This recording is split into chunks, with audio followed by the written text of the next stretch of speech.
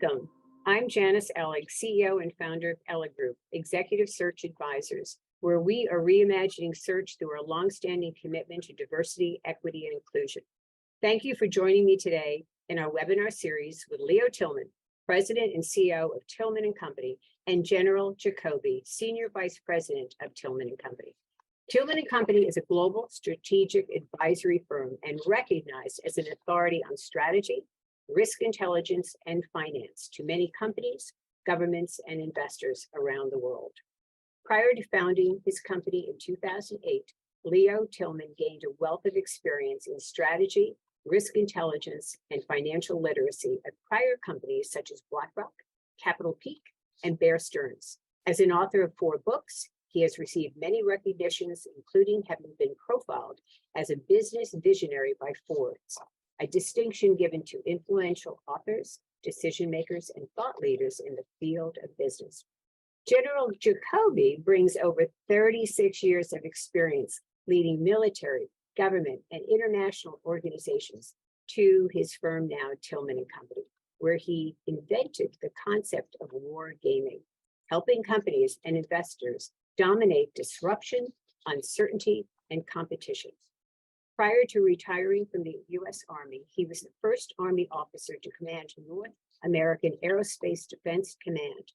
Together in 2019, Leo Tilman and General Jacoby published their book entitled Agility, which we are going to speak about today. Leo Tilman on business, finance, and General Jacoby on battlefield command and homeland security. Thank you so much for being with us today. This is going to be an exciting discussion. Great to be with you, Janice. Yeah, Janice, great to be here. I'm excited to do it. Well, your book is right here with me. I've been reading it. I love it. So let's start with the definition of agility in terms of really identifying risk, assessing it, and responding to those environmental changes. What does it mean, and why is it important in business today? Janice, when General Jacoby and I first met, we realized that we've been thinking about the same set of issues for a long time from entirely different perspectives. And one of them was the capacity of organizations to react to change. What does it take? I mean, we all talk about it. We've been talking about it from the perspective of technology and geopolitics and economics. But what does this really mean? And what is the difference between agility and other kinds of competencies like resilience or flexibility or adaptability? So we came up with a definition that says that agility is an organizational capacity to detect, assess, anticipate, and respond to change. But you don't just do it in defensive or tactical ways. You do it in ways that are purposeful, decisive, and grounded in the will to win. And of course, every one of these words is a loaded one, because there is a whole set of capabilities that you need as an organization to detect, assess, anticipate, and respond. And we can dive into that. But the culture and the leadership is what makes it purposeful, decisive, and grounded in the will to win, because every one of these activities, detection or assessment or respond, requires honesty, trust, transparency, accountability, and all of these organizational qualities. So it's been a fascinating path of combining the best thinking from the military, from business, from finance. But we feel for this moment in time, it's an essential capacity that organizations must strive to achieve. Yeah, I think, and I also think that it's something that American companies in particular, but really globally, it needs to be embraced, because this business of reacting is insufficient in today's world. Reacting it identifies you as being behind. It identifies you as being someone that hasn't detected the current and future changes in the environment. You haven't been able to assess your strategy in a dynamic way, and you're not prepared to win. And so this isn't for folks that are okay with being a cork moving on the ocean and eventually hopping off on the nearest beach. It's for organizations that seek to understand and win in an uncertain environment, because the opportunities to win in an uncertain environment are actually higher than they are in a staid and steady state market or environment. General Jacoby, you bring your military experience where there's a lot of uncertainty, right? When you are in some countries, you don't know the terrain, you don't know who's around the corner. Tell me how your influence on this book in terms of that military experience, because I think the combination of the two of you is so unique. So I'd like to hear from that military standpoint where it is so uncertain, how you are agile in that environment. So it really goes back to the end of the Cold War, where we discovered the idea of Mission Command, which was that we were absolutely going to operate in a denied environment and be denied communications, be denied air support, being denied this, that, or the other thing when we were up against a global powerhouse like the Soviet Union. And the end state for us is always winning. It's not, when you're dealing with the lives of American men and women, the idea is to win, not to, not to lose or not to tie or not to be close. And so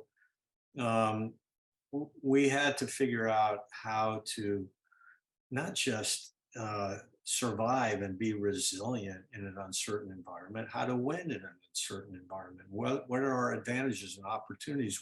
What's the competitive environment or the competitive advantage that we can gain in a denied environment? And so, and one of the uncertainties that I've faced my whole career is we have repeatedly gone through feast and famine with budgets and troop levels and modernization and all these other kinds of factors that are controlled by the government and the people of the United States. And so rather than sit back and throw out buzzwords like flexibility and adaptability and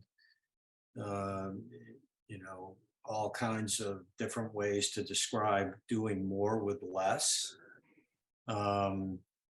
I ended up leaving the military with the idea that this word agility, if it was comprehensively deconstructed and unpacked, might provide some insights to other leaders that, the environment the military is operating on is not that much different than the environment that, not to quote Tom Brady, by the way, it's not that much different than the environment that our top businesses, our most important corporations are operating. So Leo, how does this play out in the business world, this world of disruption that's going on in terms of detecting and anticipating and pivoting and being agile? How are CEOs to respond to what you're saying here in their organizations?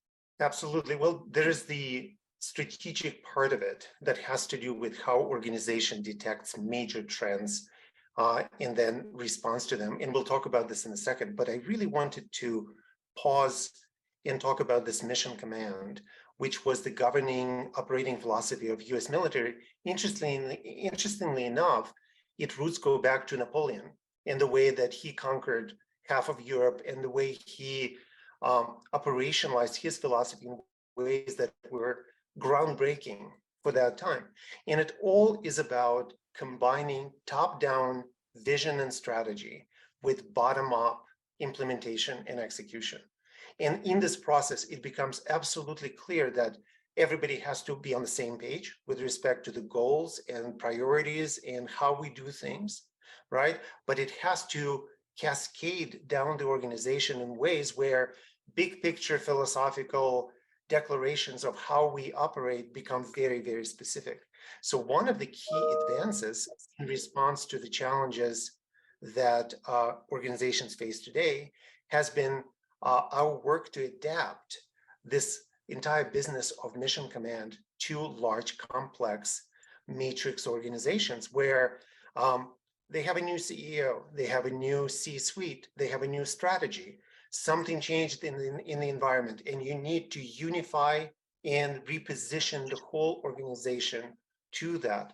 So Mission Command has proven to be invaluable. And that's one of the examples of how something that was tried and tested and perfected in the military got applied to a totally different setting with totally different incentives and cultures. And yet it has proven to be really, really powerful in sort of making organizations purposeful and decisive. So that's one way in which it has been done. Let me pause here and then we can dive into detect, assess, and respond part. General Jacoby, want to add to that? Well, it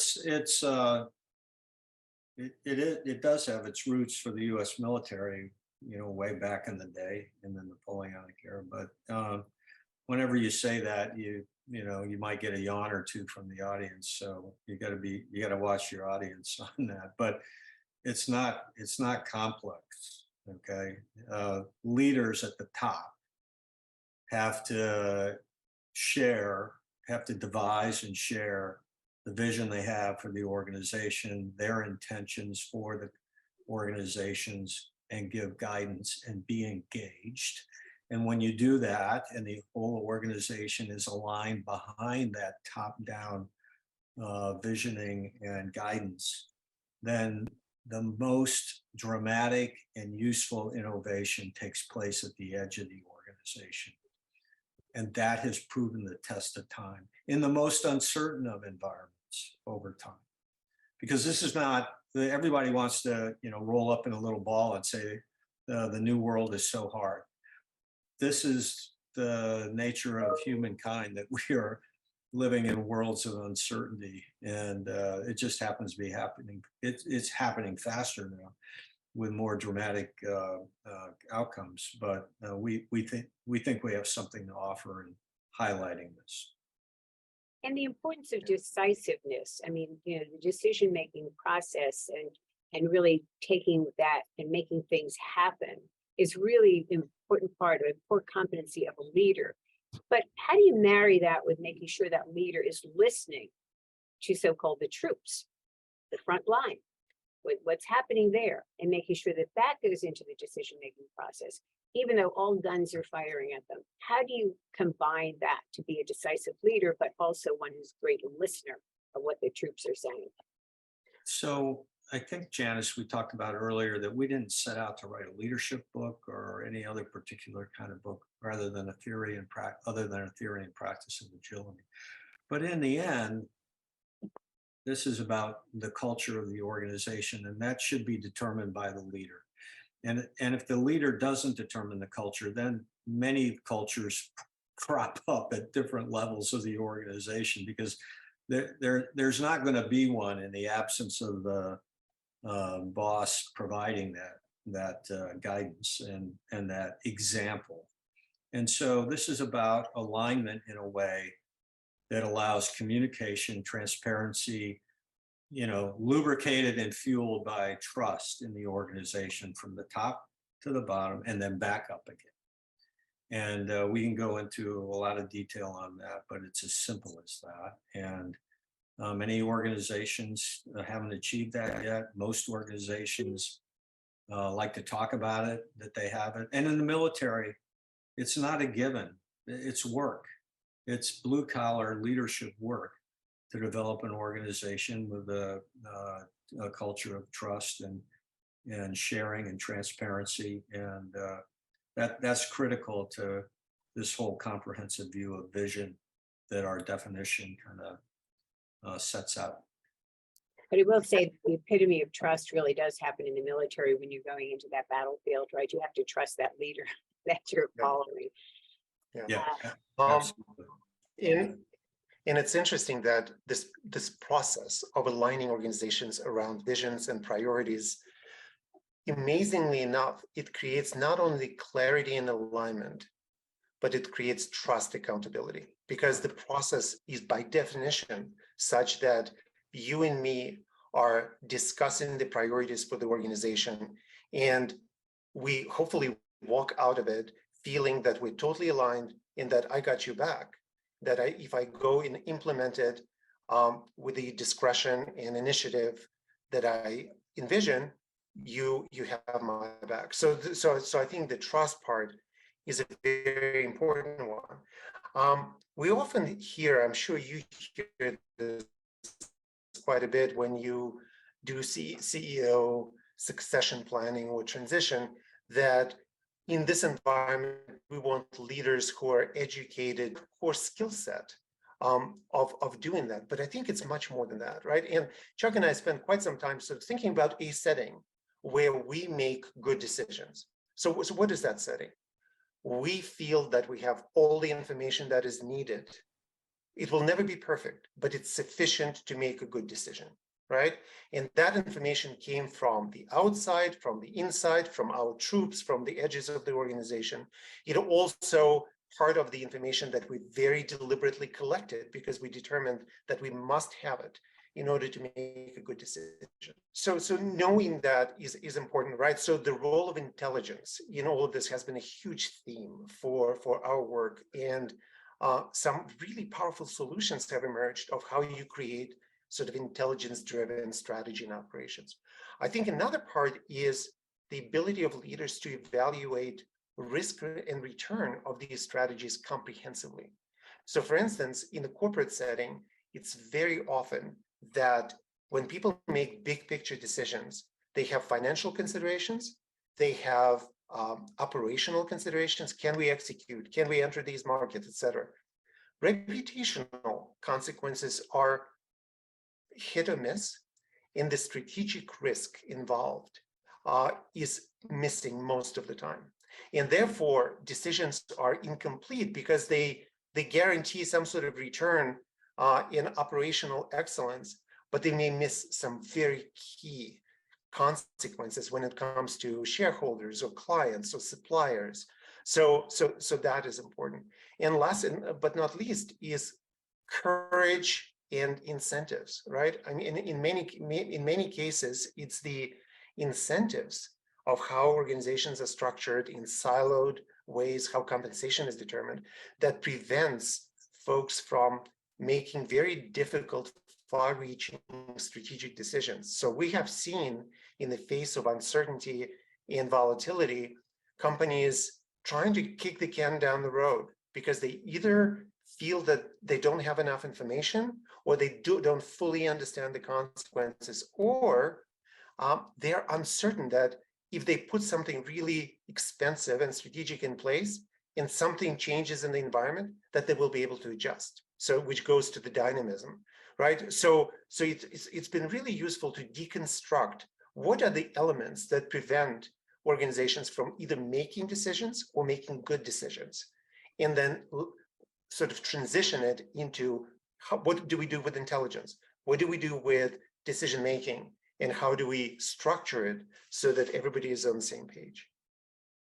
So in one of your chapters called Fog, Friction, and Edge of Chaos, let's talk about, I mean, this is such a rich book of so many different examples, but that was a really interesting chapter to me on those conflicts, military and business-wise. And you described one case study of IMAX. Talk about, what is this chapter all about? Chuck, do you want to take a stab or should I? Well, on IMAX, that's yours, Leo. Go for it. No, I think Janice means more general. So yeah. So it does go back, Janice. It does go back. Fog, friction, and the edge of chaos goes back to really the fundamentals of mission command, which says that, or implies that, once you make contact with the enemy, and in this case with the environment, whether it's the economic environment, the information environment, the diplomatic environment, you know, the whole complexity of running a large corporation or a small corporation these days, that you're going to run into what we call, and has been called for generations, fog and friction of the battlefield. And you're going to need some kind of guiding vision or principle or identity or purpose as an organization. And then you're going to need an organization that can operate at the edge and without necessarily getting the answer to every question every day. Because if the organization has to run on the boss emptying the in basket and every issue and every degree of uncertainty and change in the environment has to go up the corporate ladder or the chain of command in the military, it's not going to get done. You're going to be behind. And the best you can hope for is to be resilient, which in my mind means take a good punch in the face and, get wobbly in the knee, but not go down. That's not what we're looking for. That's okay for other places. That's okay for other countries. That's okay for other endeavors in life, but not for business and not for the military. Yeah, to me, coming from the world of business and finance, it was fascinating to learn about Clausewitz and military theory and other things from General Jacoby. So fog and friction are very specific terms. Fog is the notion that we never quite know what's happening, right? Almost irrespective of how much we study and how much we read, like Putin's motivations and next steps. We don't know, right? Whether the world is going to slip into a global recession. How sticky is this inflation, right? Are we going to have a global food crisis? Will China invade Taiwan, right? So every one of these is not a black swan because we know of them, right? But it's uncertainty that is unprecedented and there's no history to guide it, right? So knowing that information is always imperfect and that what we strive for is to have sufficient information to make decisions, knowing full well that we'll need to adjust them, right? Is just a philosophical positioning that changes how you think about it, right? You will never, again, kick the can down the road by saying, we will need more information and we'll spend another year studying it, right? Knowing that full information is impossible, right? So get the right information, determine that it's sufficient, make decision, expect to adjust them down the road. So in friction is this notion that everybody said that Eisenhower and Clausewitz, that the moment you actually go to implement it, something will go wrong or something will be unexpected. It's just a natural feature of environment that they call friction, right? So the notion of we need to monitor the progress. So we've created a great strategy. It outmaneuvers our competitors. It's aligned with this environment. We're so excited. It's going to capture us market shares. How well are we doing? Is it working, right? Is performance measurement feeding back into our assessment of saying, I think we were wrong on this client angle. I think they don't need this. They need this, right? So to me, it was a revelation, both from the viewpoint of informational sufficiency, as well as a mindset of adjustment and almost an expectation that something will go wrong. And that is why the role of planning, the role of risk intelligence is so critical, right? So Leo, I just wanted to add to that though, that yeah, it's something's going to go wrong. Everybody knows Murphy's Law. I think that's universal between business and military. So, what can go wrong will go wrong. But it's also that in uncertainty, that opportunities are going to come up probably more frequently. We sat there and thought, okay, Clausewitz's day, they had campaign seasons and it only happens during a certain part of the year. And then it only happened during daylight. And then it only happened, and so there were all kinds of expectations about how it was supposed to be done. And so as an example, we decided as an Army at a certain point in time that we needed to be able to what we call own the night, because that was our best chance of being successful at certain types of operations. And so knowing that we wanted to do that, knowing that we wanted to gain a competitive advantage, we developed night vision devices that have led the world in the development of night vision devices. And we literally do own the night. Now, you usually only own one night at a time. And so eventually you have to go to sleep. But that one night is what gets you Osama bin Laden. So There's a, I don't want to overemphasize that it's about making sure that we know where all the bad things that can happen, and that we're expecting a bad thing at any moment. We should also be expecting opportunities to pop up, and it takes courage to maybe shift gears, or to be prepared and to be ready to exploit success and to exploit weaknesses that come up in our competitors, or opportunities that come up with our customers.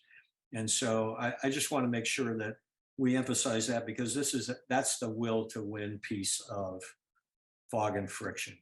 We relished fog and friction. We wanted to live in fog and friction because we could beat anybody in an uncertain environment. So Chuck and I were just talking about this the other day. I was showing him a graph of how the tenure of companies on the S&P 500 index has shortened dramatically over the past few decades. It used to be 30, 40 years that these companies enjoyed being semi-monopolies. It has declined to teens, and it's expected to go into kind of like a 15-year range, that these companies are going to be rotating in and out of the index quite a bit. And Chuck's reaction was, this is really good for some, and this is really bad for others. So a leadership choice is, what kind of company do you want to be? Do you want to be a company that thrives in this environment, right? Which requires certain culture and capability, or we're just going to continue doing what we're doing, and we're probably going to be one of the victims of this environment. Yeah, so how does that play out? For boardrooms, board directors, their responsibility to make sure they have the best leader in place, right? And during the pandemic, over the 2 years, about 10% of the S&P 500 CEOs turned over, and about 80% were promoted from within. Now, hopefully those 80% promoted from within had sat in a lot of chairs and been able to take over the helm of that organization. But when you have then a new leader in charge, how does that change the strategy? And how does the board look at pivoting during these bad times? Your stock is plummeting, supply chain issues, you're in swimming in one lane with one product, another lane with another. How does a board really ensure that they do pivot and change strategy in a responsible and responsive way, and in a timely way? Because I think this is all part of major responsibility for every board, and the CEO as well, and his or her team. Yeah, it's a huge topic, right? The role of boards in a traditional environment versus an environment like this. In fact, the entire genre of agile governance that the World Economic Forum and others have been pursuing and thinking about lives in this realm, right? And as you said, Janice, one of the top decisions is, what kind of a leader do we want, right? And in the selecting that leader with the right characteristics, what kind of relationship do we want to have with the management team? Obviously, boards went to weekly meetings at the height of the pandemic, as opposed to quarterly meetings, right? So the communication was revamped, and the closeness between the executive team and the boards, I think, has changed. But board chairs and board members will tell you that, yeah, we do strategy and we do planning, but it's very formal in nature, and it's almost calendar driven. We revisit our strategy in Novembers, or we revisit our strategy in November of every 2 years, right? And interestingly enough, in a paradoxical way, especially for someone like Chuck, people who run these strategic planning processes describe it as suffocating. It's no longer, we have a vision, what's the best way to implement that vision, who is doing what, how is it evolving over time? It's sort of like, by November, we need to have a document, okay? And then we're gonna walk the board through that document, and then we're gonna engage the silos. But the pandemic didn't happen in November, okay? And Russia did not invade Ukraine in November. So this notion of dynamism of strategy its connection to risk, its connection to planning, which has been a huge area of our work, is super important. And I would love Chuck to elaborate on strategy as a static document versus strategy as a living organism. Yeah, Janice, did you have any questions on what Leo was just mentioning? No, I think that's a great segue into talking more about Okay. the strategic direction of companies and how they have Right. to pivot. So I think that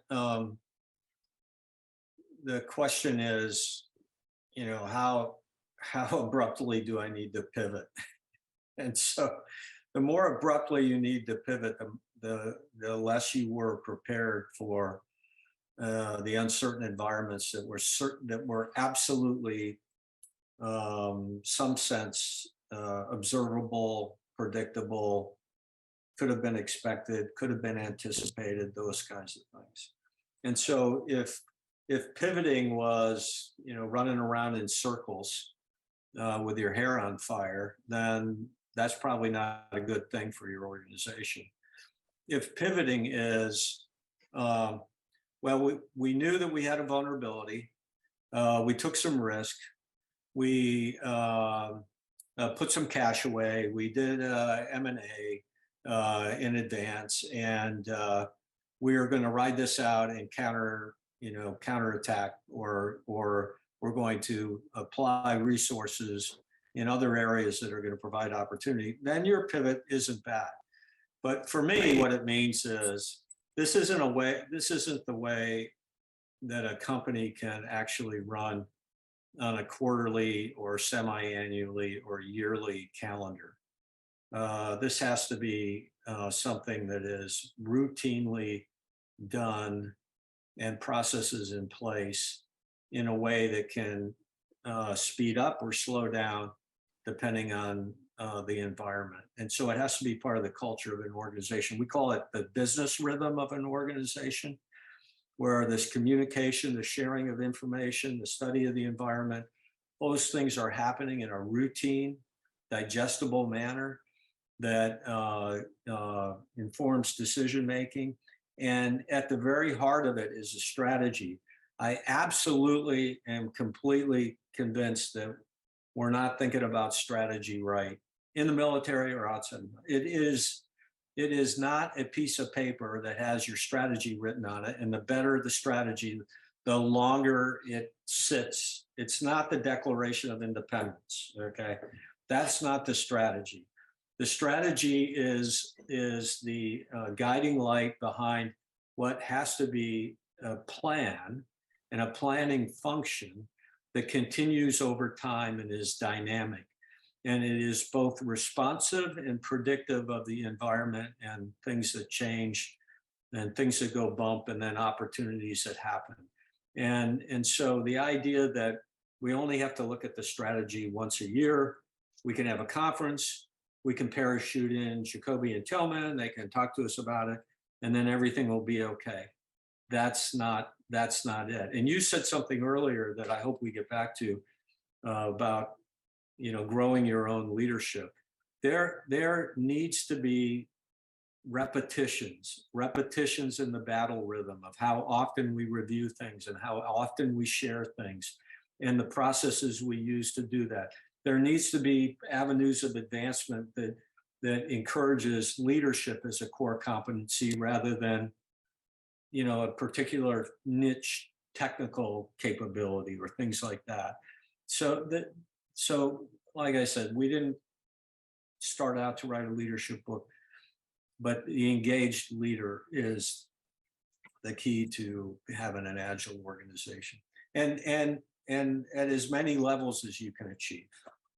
Yeah, and when you talk about growing the leadership and like those CEOs, they just were in bench strength, are they all prepared? So it really also depends upon an organization breaking down silos, doesn't it? So that the communication between units, business units, functional areas, there's a flow of information that's just natural. So you know what's going on in marketing and you know what's going on in the world with one of the different channels of distribution that you have. And how important is that in terms of then adjusting strategy? So are you suggesting that, like, what is the best tool for CEOs and organizations and boards to have, or tools? Because you described like one where, Goldman Sachs weathered the financial crisis fairly well using an arsenal of tools. And so those are, tools, dashboards, assessment of risks. How do you make this all happen? It sounds complicated. Can you simplify it for us? A couple of buckets, I think, that can be used to think about it. One is, what is the connection between our strategy, our planning process, and our knowledge of risk? I think one of the symptoms of this issue that Chuck alluded to is this notion that strategy is a separate document. It's very aspirational in nature. Here's what we would like to achieve. Here are the market goals, performance goals, etc. Strategic plan is something totally different, right? And then there's no connection between that and the world of risk, where you ask questions like, what are the major vulnerabilities of our strategy? What would happen in the environment to truly derail it? What would happen in the environment to supercharge it? How are we thinking about implementing it over time, right? So connecting these three major corporate activities, enterprise risk management, planning, and strategy, I think is one big element of it. And the second one is what the military calls the battle rhythm, and we started to apply it as business rhythm, right? Business rhythm is how different parts of the organization come together on a regular basis, interact, and exchange information, right? So there's part of the business rhythm that has to do with intelligence coming from all parts of the organization, including from outside, and us sort of saying, what's going on? China, Taiwan is intensifying, pandemics are intensifying, stagflation is intensifying, right?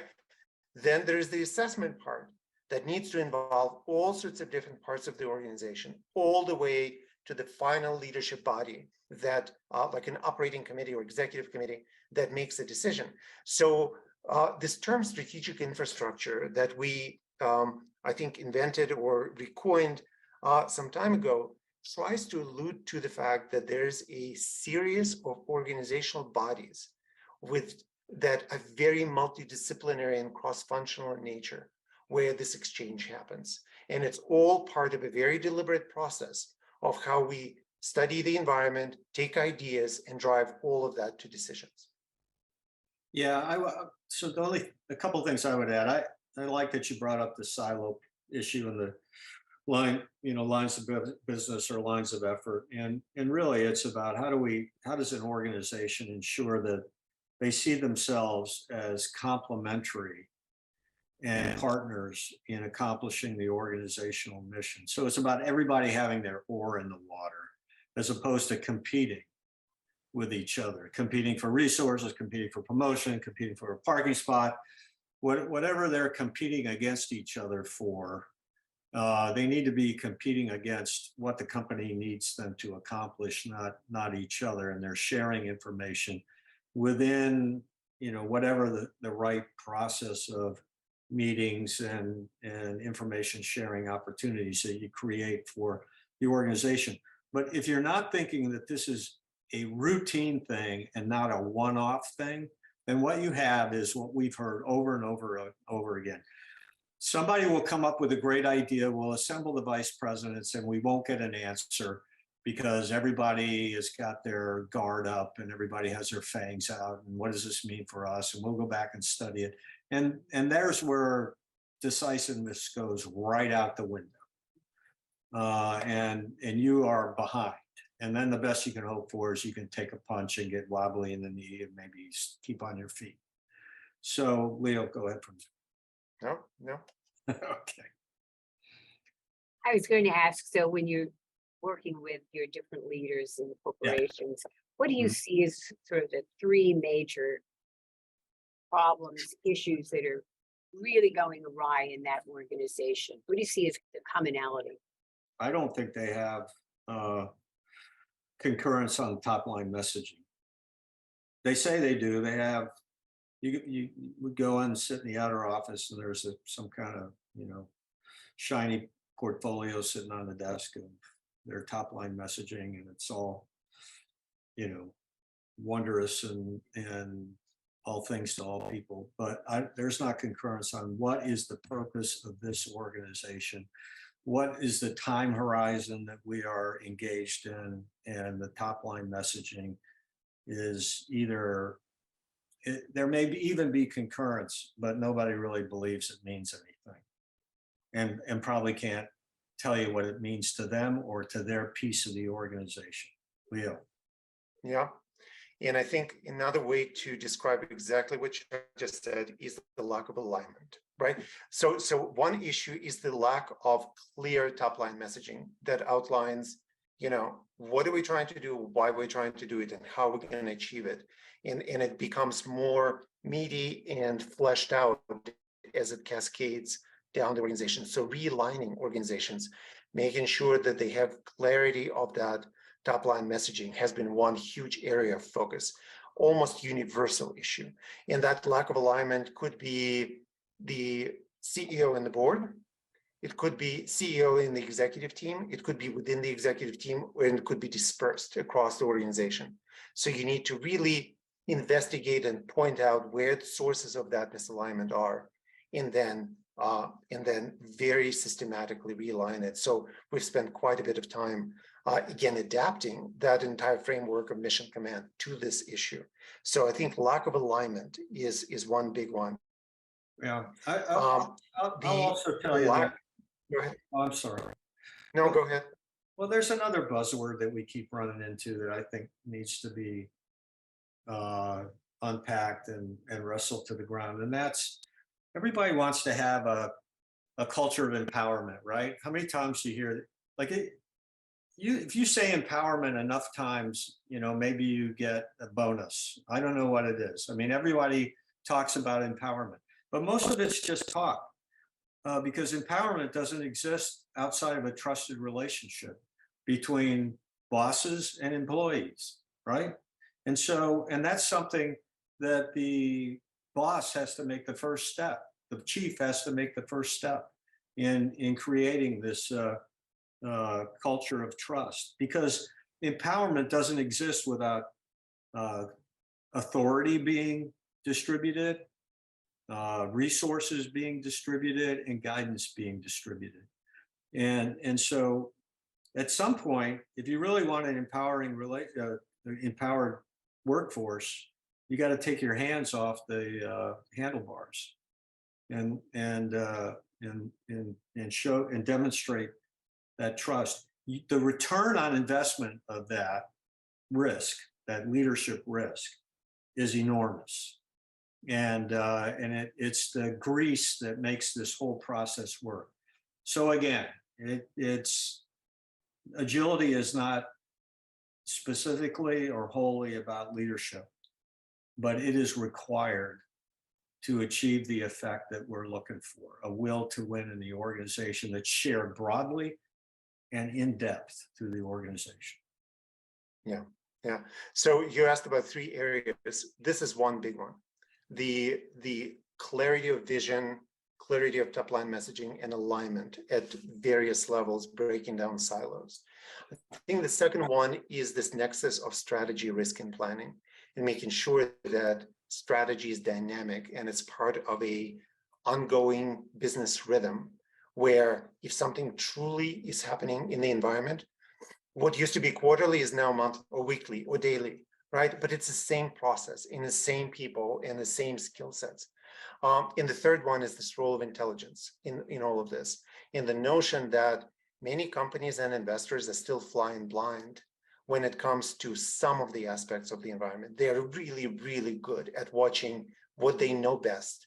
It could be economics, or it could be Fed policy, it could be China, but there are other aspects: war for talent, technology, geopolitics, suppliers, right? That companies are not as adept at watching. So alignment, strategy, risk and planning, and intelligence have been the three big themes.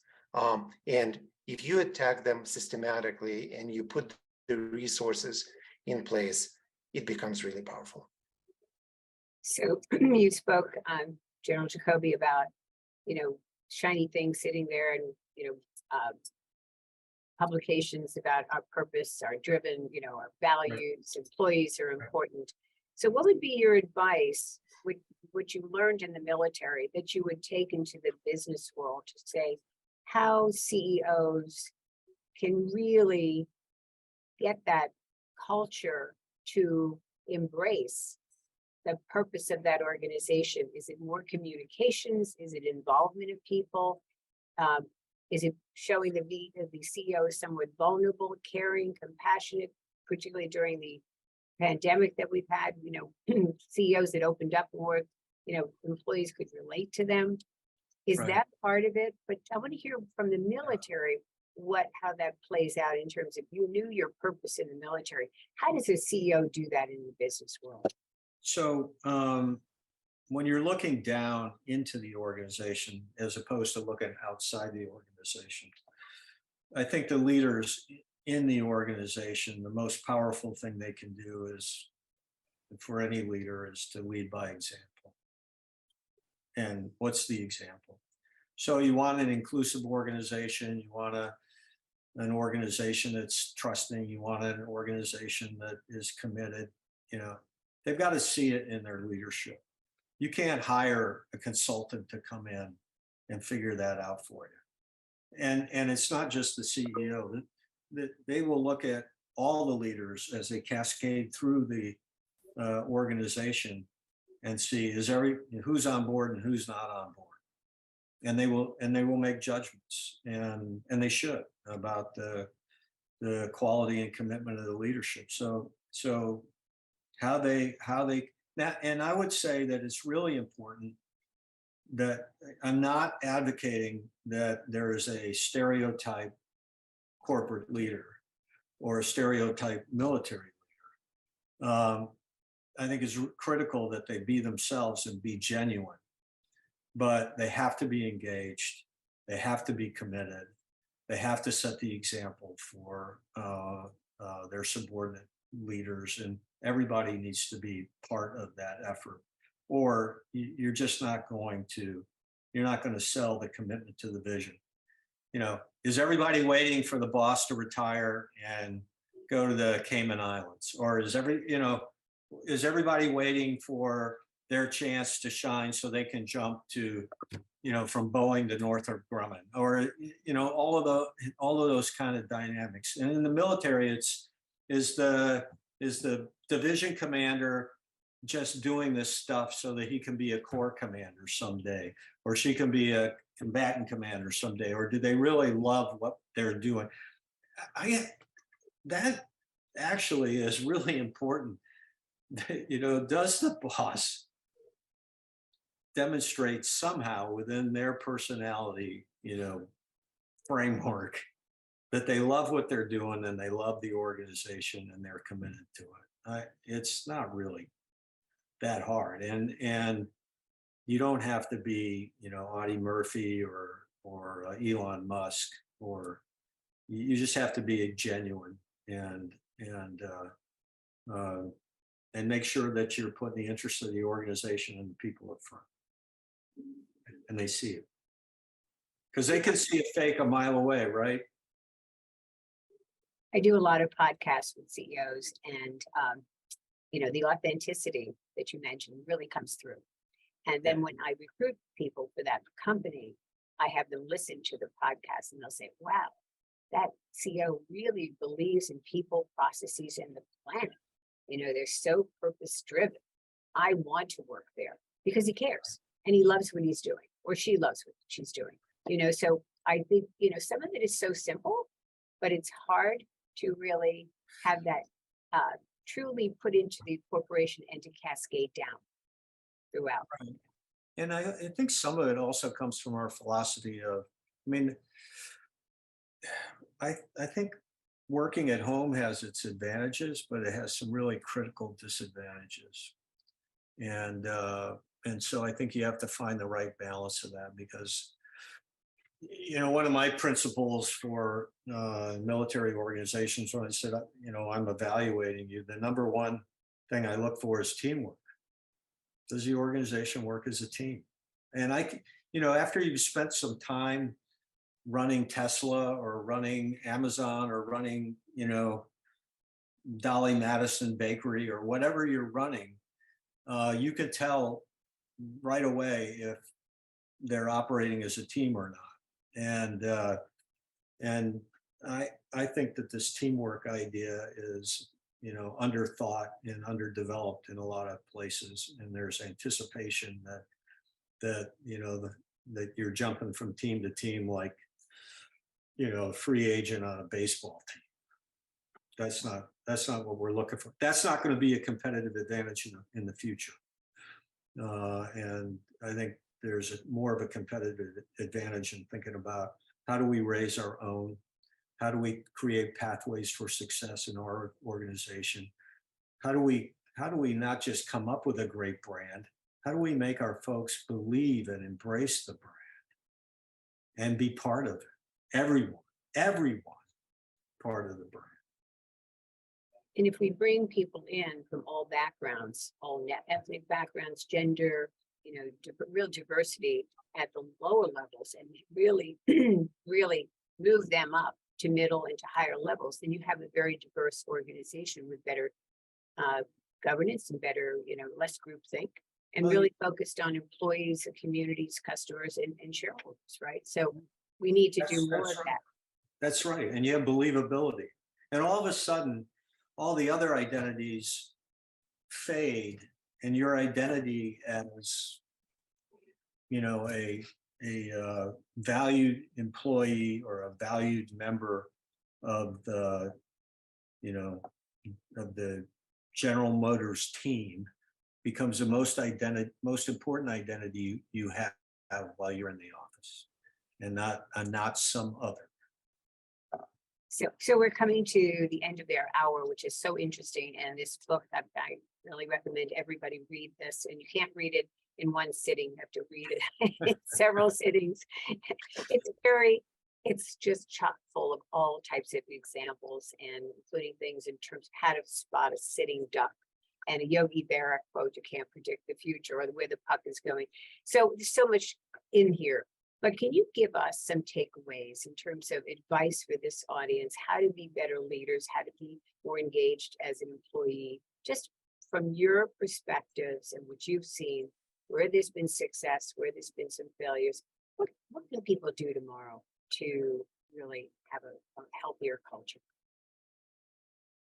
Chuck, go ahead. Well, I think that if you go ahead and take a look at what we're trying to do in agility, it's saying that your risks and opportunities are, and your leadership and your decision making and your folks that are working for you are part of a comprehensive approach to dominating in the future. It's a good news story. Anyone can do this. This isn't that hard, but you can't do it if your personal priorities aren't aligned with the vision of the organization, and you're not believable, and you're not creating incentive programs and empowerment in meaningful ways. And so if you want to just be the next Fortune 500 company to go down the toilet, go ahead. You can be that. And I just saw something that said maybe Meta's not doing that well. So, and so, it happens to the best of them, but not the very best of them. And I really believe that if we don't think about how we run our organizations, how we lead our organizations, and how we are aggressively searching through the environment for opportunities and screening off vulnerabilities, we can't get a competitive advantage in technology anymore. The bar's too low. We can't get a competitive advantage in our industrial base. It's gone, that competitive advantage. what is our competitive advantage in American business? It has to be our will to win and our willingness to do some of the things or as many of the things that we highlight in agility as an organization. Leo? So one of the messages that we really try to emphasize, and hopefully in a way that was convincing, is that it's achievable. Okay, it has been done. We've seen so many successes, continue seeing some of the successes. What does this require? It's not going to happen by accident. These kinds of cultures and capabilities don't just emerge by themselves in a natural way. So it's a concerted effort. It's a concerted effort to create a framework to holistically think about the world and how we manage and what our competitive advantages. So definition of agility, other kinds of things, right? It involves very specific capabilities. How we gather intelligence, how do we measure risk, how do we run planning? So hardcore stuff. But the rest is all about leadership and culture and people, right? And I love when Chuck says, at the end of the day, loyalty matters a great deal. Loyalty to your brand, to your people, to your country, right? Do we have loyalty? And are we exhibiting and exemplifying loyalty as leaders? And the second one, also Chuck's, very simple. Are we going to leave this place better than when we found it? And if that's what drives us, the sky's the limit. Very well said by both of you, Leo Tilman, General Jacoby. Thank you so much. This has been such an enlightening and inspiring conversation. And I do encourage everybody to read your book. It truly is about, the will to win for everybody in an organization, from top to the very entry level. And that will to win based upon trust in a culture that everybody has everybody's back to win. So we are the United States of America. We should be number one in everything. And I think both of you are helping to make that happen. So thank you very, very much for today's conversation. Such a pleasure. Thank you to our audience for listening. Thanks, Jen. It was fun.